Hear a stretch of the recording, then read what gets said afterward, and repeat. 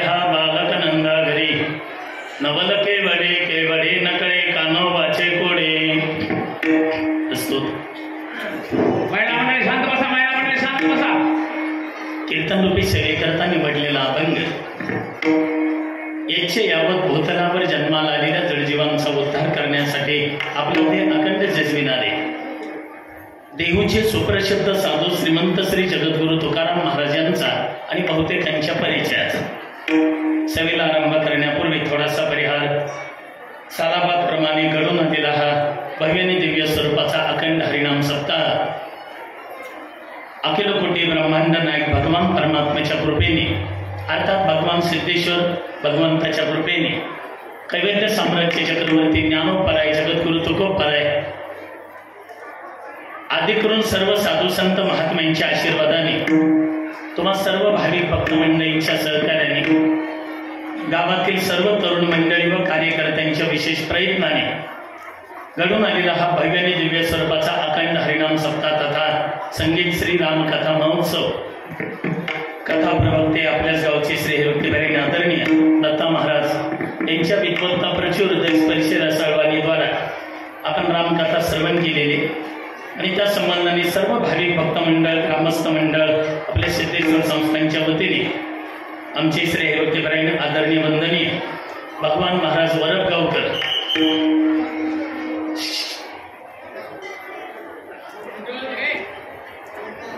व श्री हरिभक्तीपरायण जगन्नाथ महाराज देशमुख यांच्या संपर्कातून मला उपस्थित सर्व महाराज मंडळी, श्री हरिभक्तीपरायण आदरणीय दत्ता महाराज, दोन्ही बाजूचे सर्व गुणीजन, गायनाचार्य मंडळी, कोणाचं नाव घेतलं सोचे महाराज तर कोणाचं राहणार आहे, तरी तुमचं आलंच बरं.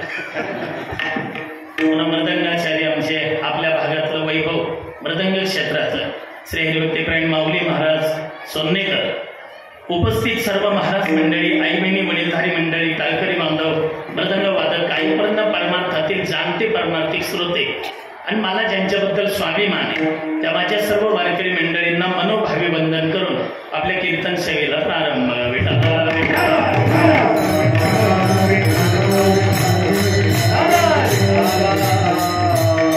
महाशिवरात्रीच्या प्रीत्यर्थ हा कार्यक्रम सुरू आहे.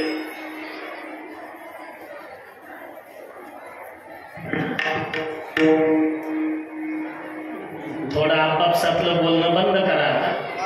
मावशी, ओ आजी, ओ काकी, हो आपापल्या शेजाऱ्याला सांगा ना शांत बसा. नाही, आधी तुमचं उद्या मग आपलं सुरू कर.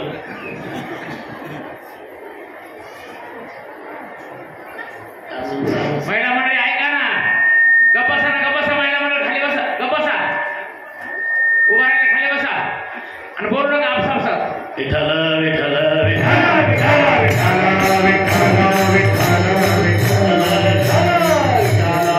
पुरातन भगवान सिद्धेश्वर भगवंताचं स्थान आहे. आता मी सरपंच आम्ही जाऊन दर्शन घेऊन आलो. तिथून आतून आत खाली उतरावं लागतं दर्शन घ्यायला. गर्दी होती. चौकदार शेती वाजवत पुढं होतेच आमचे. आज दर्शनाला गेलो, दर्शन घेतलं, त्या पिंडीकडे पाहिलं आणि तुम्हाला अंतःकरणापासून सांगतो, आम्ही महाराष्ट्रभर, महाराष्ट्राच्या बाहेर फिरतो. तिन्ही राज्यात कार्यक्रम होतात. महाराष्ट्र, कर्नाटक, आंध्र प्रदेशातही होते मावळी बाहेर तिकडे. तिन्ही राज्यात कार्यक्रम होतात. भरपूर महादेव मंदिरामध्ये आम्ही दर्शनालाही गेलो जातोय. याच्यापेक्षा भव्य असतं. पण इथलं एक आगळं आणि वेगळं हे सिद्धेश्वर भगवंताचं स्थान आहे. कमी जास्ती करू नका, थोडा राहू. हॅलो, हॅलो, दाबू नका. मोकळा त्यांचा मोकळा सुटला, आपला सोडा. कशाला चिकटपणा करता. Hello, hello. अनेक ठिकाणी महादेव मंदिरामध्ये आम्ही दर्शन घ्यायला जातो. दर्शन घेतो भगवान शंकराचं, नंदीचं. पण इथलं एक आगळं आणि वेगळं स्थान आहे. मी दर्शन घेतलं, त्या पिंडीकडे पाहतच राहिलो. शेवटी चौकदारानेच हात लावला, चला की. म्हणजे एवढी ती मोहून टाकणारी भगवान शंकरांची पिंड आहे. ती भगवान शंकर सिद्धेश्वराचं स्थान आहे. इथं दर्शन घेताना मला वाटलं नाही मी तुमच्या कार्यामध्ये. बरं, खरं सांगतो, आला राग काय करता. राग आला तर कीर्तनात तर काय करू शकत नाही. मला वाटलं नाही की मी कार्यामध्ये इथल्या भगवान शंकराचं दर्शन घेताना मला असं वाटलं की मी 12 ज्योतिर्लिंगापैकी एक ज्योतिर्लिंगावर आहे आणि तिथं भगवान शंकराचं दर्शन घेतोय.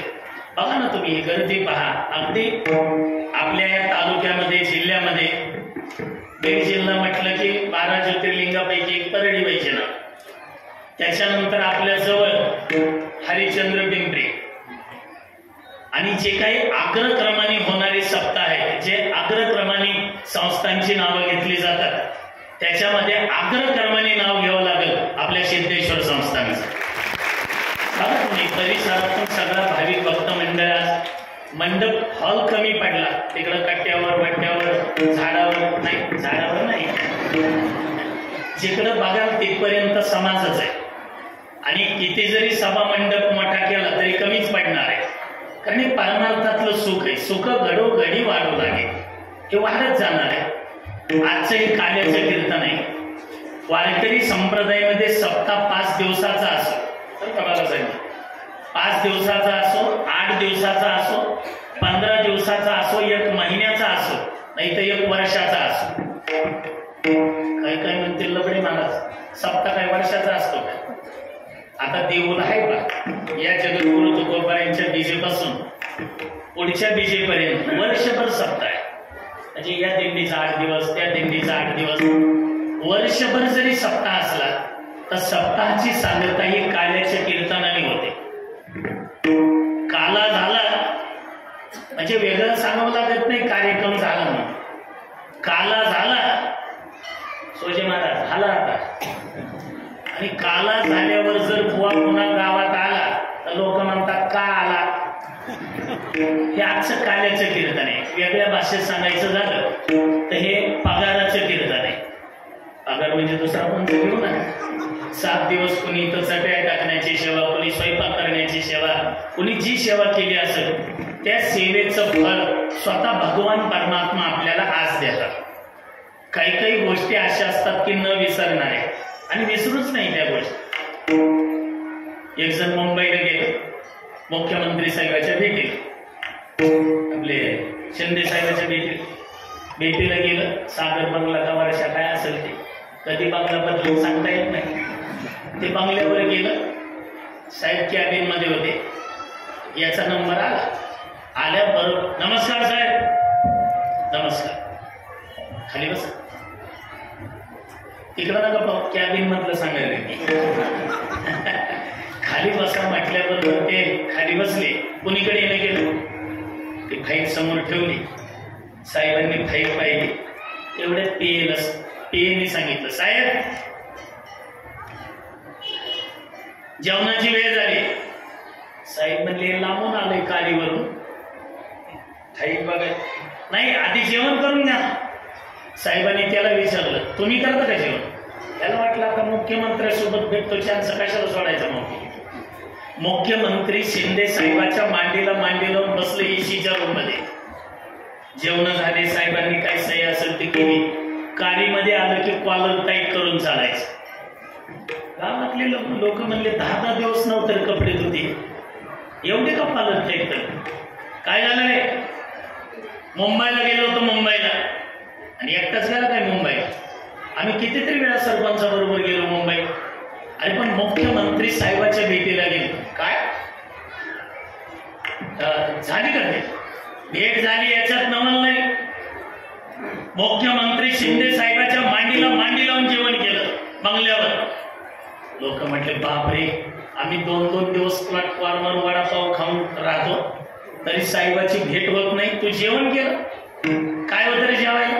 पिठलं भाकर. आणि ते तर इथं 5 रुपयात मिळते ना तेलगावच्या स्टँडवर. काय खाल्लं ते महत्वाचं नाही, कोणासोबत खाल्लं ते महत्वाचं आहे. तसं आज या दहीन लाह्याकडे पाहू नका. काय खातो ते पाहू नका, कोण देतो ते पहा.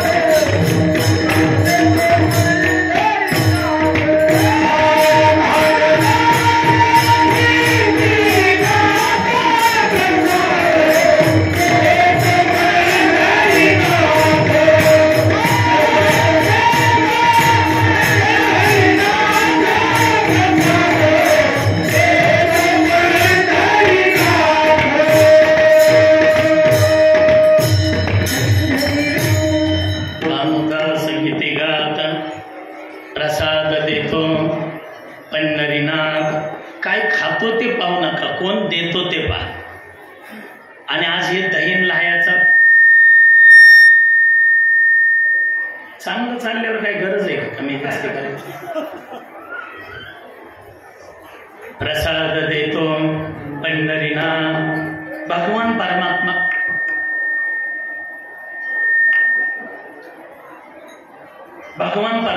प्रसाद देतात. आणि आज हे दहीन लाह्याचा प्रसाद तर घरी घेऊन जायचाच आहे, पण दुसरा एक प्रसाद घरी न्यायचा. म्हणजे माझ्या पद्धतीचं नाही सांगत, ज्ञानोपाराय तुकोबाराय मी सांगितलेलं. ज्या स्थितीत भगवंतांनी तुम्हा आम्हाला ठेवलंय ना त्या स्थितीत राहायला शिका आणि भगवंताचा प्रसाद मानायला शिका. जास्त ठेविले अनंते चित्ते असो द्यावे समयाशी सादर व्हावे किंवा जैशी स्थिती आहे कौतुक कौप आहे.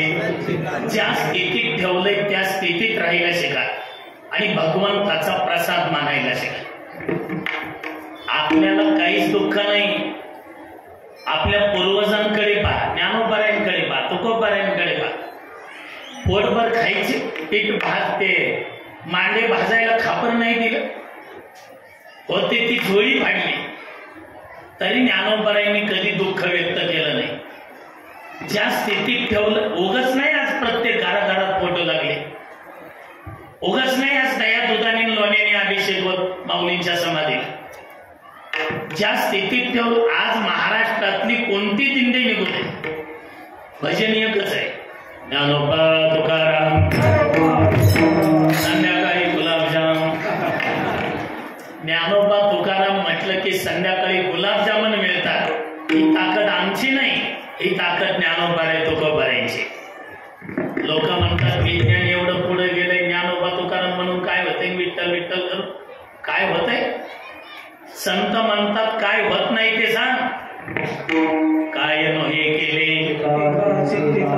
एका चिंतिता विठ्ठले, काय होत नाही सांगा ना.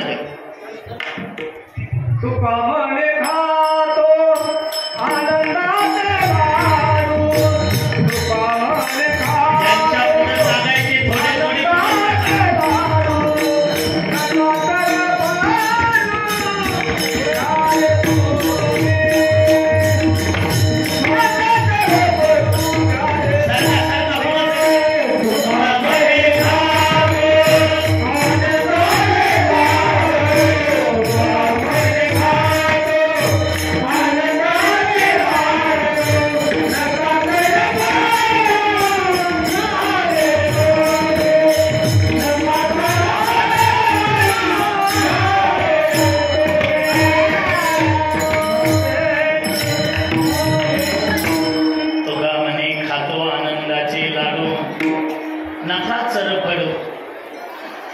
सेटिंग बदलू नका हो. इथला आहे कसा नव्हता बॉक्सचा द्या ना मॉनिटरचं.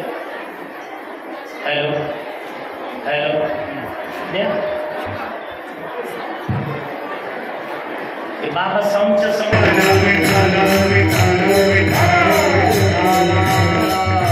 लोक म्हणतात ते ज्ञानोबा तुकाराम म्हणून विठ्ठल विठ्ठल म्हणण्याने काय होते. संत म्हणतात काय होत नाही ते सांगा. काय नोहे केले एका चिंतिता विठ्ठले. अहो विज्ञान एवढं पुढे गेले महाराज. म्हणलं किती पुढे गेले बाबा. तुम्ही राहू द्या आता, सरकतात पुढं. हो राहू द्या आता. या हा ज्यांच्या समोर फूट जागा आहे 2-2 फूट पुढे गेले. आम्ही म्हणलं किती पुढे गेले. अहो इथला माणूस अमेरिकेला बोलतोय, इथला माणूस जपानच्या माणसाला पाहतोय, एवढं पुढे गेले. आणि शुगर फॅक्टरीमध्ये जर इकडनं ऊस घातला तर ती प्रक्रिया होऊन पलीकडे पोत्यात साखर पडते, एवढं पुढे गेले. म्हणलं एवढंच गेलंय ना. नाही, इकडून शुगर फॅक्टरीत ऊस घातल्यावर पोत्यात साखर पडते, एवढंच ना. त्याच्याही पेक्षा आमच्या ज्ञानोबाराय तुकोबारायांचा कारखाना श्रेष्ठ आहे. तुम्ही म्हणाल कसं काय. शुगर फॅक्टरीत ऊस घातल्यावरच साखर पडते. एखादी ट्रॅली आहे रे बाबळीची जाऊ नाही तर शेवरीची बघू साखर पडते का. शुगर फॅक्टरी तिकडनं जर ऊस घातला तर ती प्रक्रिया होऊन पलीकडं पोत्यात साखर पडते. त्याच्याही पेक्षा आमच्या ज्ञानोबाराय तुकोबारायांचा कारखाना श्रेष्ठ आहे. कसं काय. अहो इकडनं ह्या फॅक्टरीत दुर्जन घाला, पलीकडं सज्जनच बाहेर पडला पाहिजे. इथं कसलाही दुर्जन येऊ द्या महाशिवरात्रीच्या सप्त्यामध्ये, खाणारं येऊ द्या पिणारं येऊ द्या, हे इथं वातावरणात आलं की त्याला माळच घालावला वाटली पाहिजे. हे परिवर्तन संत वाङ्मयाने होतं. हो का दुराचारी विजयी आत्मे, हो का दुराचारी विजयी आत्मे, संत कृपे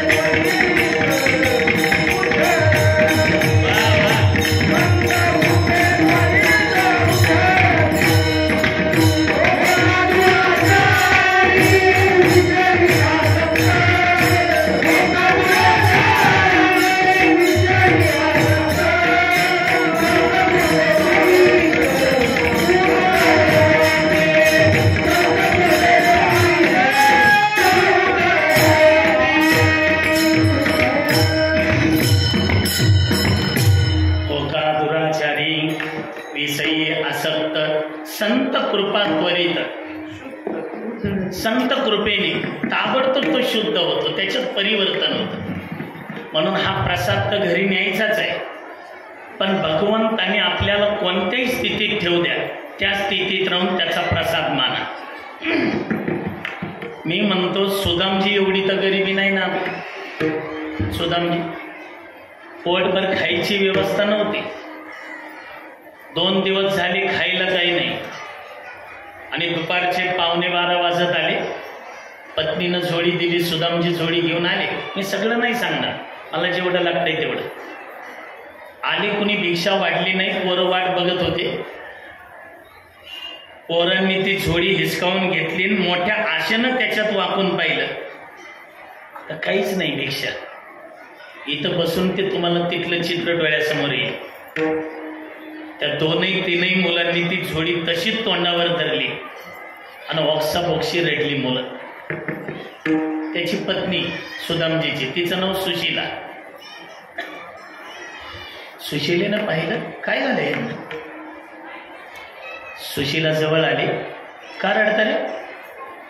आई, आजही काही खायला भेटणार नाही ना. आजही गटागटा पाणी पिऊन झोपायचं आई. मुलं रडायला लागले तर किती केलं तरी माई आहे ना. आईनं धरलं छातीशी. सुदामजी एका खांबाला टेकून बसलेले, खाली मान घालून, त्यांच्या डोळ्यातून पाणी वाहतंय. त्यातलं थोरलं पोर उठलं सुदामजीचं. लटलट कापणाऱ्या हाताने सुदामजीपर्यंत आलं आणि आपल्या चिमुकल्या हाताने आपल्या वडिलांचे अश्रू पुसले. बाबा, तुमच्या डोळ्यात अश्रू पाहत नाही बाबा.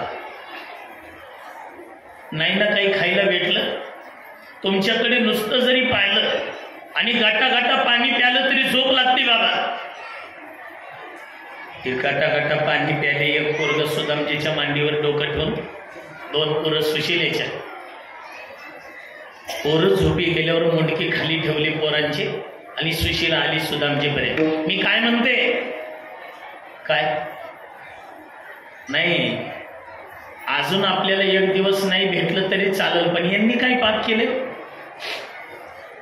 आणि मी असं ऐकलंय, तुमचा मित्र द्वारकेचा राजा झाला म्हणे.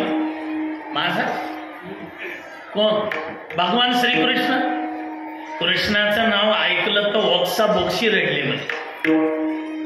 ओ केवळ मित्र नहीं सुशीला, गुरु के घर एक संग रहते थे, एक संग खाते थे, एक संग सोते थे. प्रारब्ध का खेल है ना. ओ राजा बन गया और मी भिकारी रह गया. मग तुम्ही जात का नाही त्याला भेटायला. सुशीला, गुरु के घर, मित्र के घर और भगवान के घर खाली हाथों से नहीं जाना. माझ्या घरी काय मी देते, पण जाणार ना. जातो ना. मोठभर पोहे घेतले, सुदामजीच्या उपरण्यात टाकले. पण माऊली उपरणं एवढं भारी क्वालिटीचं होतं, उपरण्यात पोहे टाकले की सगळे पोहे खाली सांडले. म्हणजे एवढ्या ठिकाणी फाटलेलं होतं. याच्यावर गरिबीचा अंदाज काढा. 4 पदरी उपरणं केलं, गाठोडी बांधले ना आले सुदामजी. असे 2-3 जण उभे होते. त्यांना विचारलं, कृष्णाचं घर कुठे आहे. त्यातल्या 2-3 असं धरलं गचुंडीला. काय म्हणलं? नाही, कृष्णाचं घर कुठे आहे. कृष्णाचं म्हणतो का? राजा म्हण राजा. भिकारडा कुठला.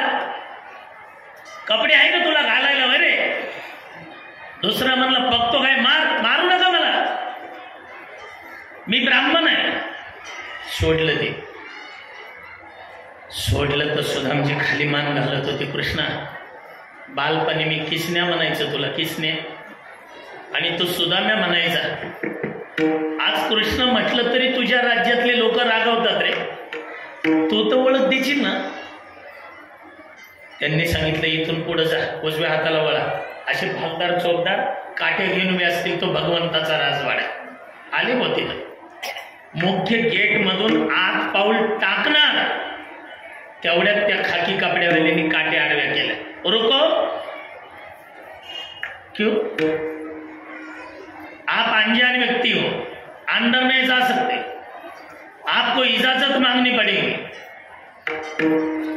द्वारपाल, आप मानो अगर न मानो द्वारपाल, लेकिन ये ब्राह्मण सुदाम आपको सच कहता है, आपका राजा है ना कृष्णचंद्र ठाकुर, वो मेरा बाल सखा है.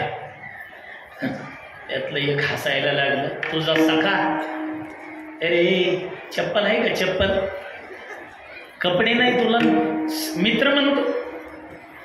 एक हसत होतं तर एक पाहत होतं. गुरु के घर एक संग रहते थे, एक संग खाते थे, एक संग सोते थे. अच्छा बरं, काय सांगू मी भगवंताला? एवढंच सांगा की तुझा बालपणीचा लंगोट्यार मित्र सुद्धा मला आहे म्हणा. रुको, त्याला इथं थांबवलं आणि एक द्वारपाल गेला. अशी सभा भरलेली इथं बसून दिसल तुम्हाला तर राजमहल. भगवंत सुवर्ण सिंहासनावर बसलेले. त्या द्वारपालानं काठी पुढं केली, प्रणाम केला. जय हो महाराज की. बोलो, त्याला बोलता येईना म्हणे या सुदामजीची गरिबी पाहून. भगवंत म्हटले काय झाले? नाही, 35 वर्ष झालं तुमच्या दारात द्वारपालाची सेवा करतो, पण गरिबीला काहीतरी मर्यादा राहू द्या देवा. चप्पल नाही घालायला, फोडा आले हो, कपडे नाही घालायला, उपरनं टाकलंय, डोळे खोल गेले, तुटलेल्या सुतळीनी गळ्यात मडकं बांधलंय. आणि मला का सांगतो तो? त्याला काय लागल ते देऊन टाक. काय लागल ते नाही. मी आज याच्यासाठी आलोय. ते म्हणतं भगवान कृष्ण माझा मित्र आहे. सगळे हसायला लागले. अरे भिकारी, हे मित्र असतो का प्रश्न? भगवंताने हात वर केला. मित्र नुसता मित्र नाही, लंगोट्यावर मित्र करताय हो. गुरु के घर एक संग रहते ते, एक संग खाते ते, एक संग सोते ते. अरे मग त्यानं जरी एवढं तुला सांगितलं, त्याने त्याचं नाव नाही का सांगितलं? तो सांगितलं ना. आता भगवंत सिंहासनावर असे पुढे सरकले. काय सांगितलं रे? त्यानं एवढंच सांगितलंय देवा की जाऊन सांगा तुझा बालपणीचा लंगोट्यार मित्र सुदाम आलाय म्हणा. सुदाम शब्द ऐकले देवाने, उठे श्याम दौडे नंगेही पैरोसे. 2-2, 3-3, 4-4 पायऱ्या उतरायचे. धाप लागली भगवंताला. पळून पळून ते द्वारपालांना ढकलायचं मागं. भगवंत पळत होते, पाठीमागं सगळी सेना, ते जे द्वारपाल होते ते सगळे. मुख्य गेट पर्यंत आले तर सुदामजी त्या भिंतीच्या मागं उभे होते. भिंतीवर डोकं ठेवलंय. सुदामजी म्हणत होते, कृष्णा मी काही मागायला तुला आलो नाही, फक्त बालपणी जसं सुदाम्या म्हणत होता ना, एकदा सुदाम्या म्हणून आवाज दे कृष्णा. भगवंत आले, द्वारपालाला विचारले, इथं माझा मित्र आलता ना. मित्र? भिकारी कुणीतरी आहे पलीकडे. त्याला जे ढकललं भगवंतानी आणि भगवंत पलीकडे गेले. पायाच्या नखापासून त्या तळव्यापासून सुदामजीला न्याहाळलं भगवंतानी. जग जर रडायला लागलं ना, जगाचे अश्रू पुसण्याचं काम ज्या भगवंताकडे. भगवंत रडायला लागले आणि आपले दोनही हात पुढे केले. सुदाम, सुदाम म्हटल्याबरोबर सुदामजीनं मान वर केली. काना, दोघही एकमेकाकडे एवढ्या वेगाने धावले, पण आतापर्यंत रडणाऱ्या सुदामजीने आपले अश्रू आवरले. का? मी जर रडलो तर कृष्णाला वाटेल हे भिकारी काहीतरी मागायला आले म्हणून. पण उलट झालं. भगवंताचेच अश्रू, भगवंताचेच अश्रू सुदामजीच्या उघड्या खांद्यावर पडले. दुःखाचे अश्रू गरम असतात, आनंदाचे अश्रू थंड असतात. ते अश्रू पोळल्याबरोबर भगवंतानी उजवा पाय मागे घेतला, उजवा पाय मागे घेतला आणि सुदामजीचे दोनही खांदे धरले. सुदाम, कैसे हो, कैसे हो, एवढे शब्द ऐकल्याबरोबर ते पायाला वेदना होत होत्या. इकडं पोटामध्ये जठराग्नी तापलेला आहे, भूक लागलेली, घरचे मुलं मुली उपवासी आहे, पत्नी उपवासी आहे.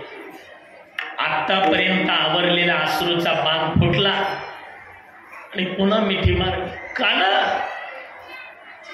काना म्हटल्याबरोबर सुदामा रोना नाही, सुद्धा रोना नाही, कैसे हो. आता वाक्य ऐका, याच्यासाठी सांगितले मी मागचं सगळं. कैसे हो म्हटल्याबरोबर सुदामजी म्हटले, काना इस दुनिया में मेरे जैसे सुखी और मेरे जैसे धनवान और कौन हो जाता है काना. भगवंत म्हटले, तेरे जैसे धनवान, तेरे जैसे सुखी, कपडे आहे का घालाय, डोळे खोल गेले तुझे आणि तेरे भूल गए क्या काना.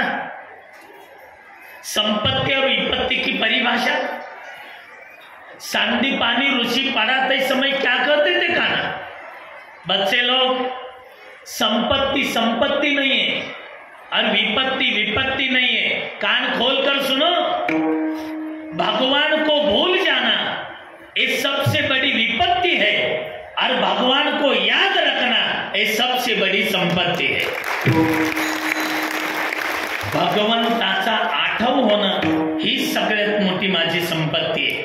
मला रोज तुझा आठव होतो. माझ्यापेक्षा कोण श्रीमंत आहे. एवढी जरी गरिबी असेल त्याला तरी विपत्ती कधी मानली नाही. ती सुदामजी, विपदो नैव विपदस संपदो नैव संपदा विपद विस्मरणम विष्णू संपन्न नारायण स्मृती. विपत्ती विपत्ती संतांनी कधी मानलीच नाही आणि आपण ज्याला संपत्ती मानतो ती संपत्ती त्यांनी मानली नाही. म्हणून दुःखरूप संसारात आपण आहेतच, पण या महाशिवरात्रीच्या पर्व काळावर वर्षातून एकदा तरी देवाच्या प्रसादे करावे भोजन, देवाच्या प्रसादे करावे भोजन, माल कोण कोण अधिकारी,